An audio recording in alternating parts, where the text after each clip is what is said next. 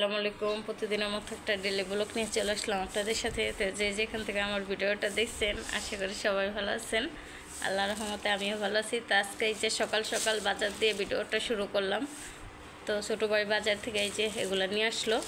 তো আজকে কী কী রান্না হবে দুপুরে পুরো ভিডিওটাই দেখেন, ইনশাল্লাহ ভালো লাগবে আপনাদের কাছে।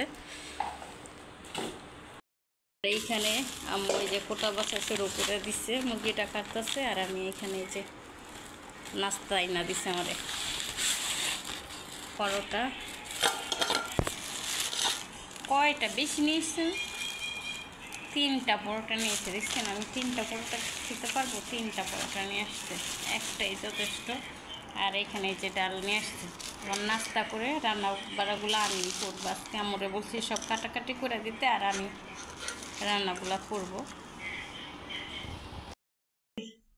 দেখেন আম্মু আবার এই যে দেশি মোরগ রেখা দিয়েছিল, এই দেশি মোরগটা জব করব এখন। এই দেশি মোরগটাই রান্না হবে। যে লাল মুরগিটা ভাইয়া আনছে ছোটো ভাই আর কি, ওইটা রাইখা দিব ভাবতেছি। মানে প্রোগ্রাম ক্যান্সেল, এই মুরগিটা জব হবে এখন, ওকে জব দেওয়া হবে। কিন্তু এই যে গরুর মাংসটা হাতে মাখিয়ে বসিয়ে দিয়েছিলাম, গরুর মাংসটা কষানো হয়ে আসছে।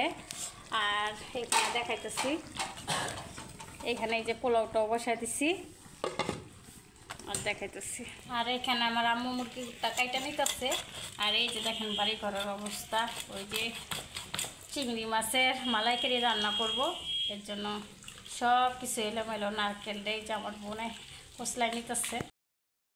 আর এইখানে কিন্তু এই যে ডিমগুলো ভেজে নেওয়ার জন্য ডিমগুলো দিয়ে দিচ্ছি। ডিমগুলো একদম এইভাবে ভেজে নেব, কোনো রান্না করবো না।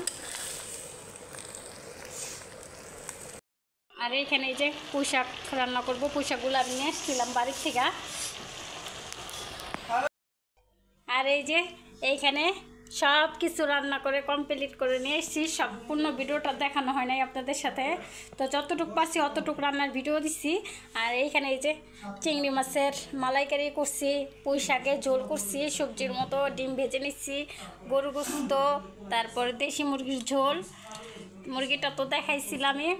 আর এই যে এখন সবাই খাওয়া দাওয়া করবো। তা আল্লাহ হাফেজ, সবাই ভালো থাকবেন। ভিডিওটা আমার কেমন হয়েছে অবশ্যই আমাকে জানাবেন।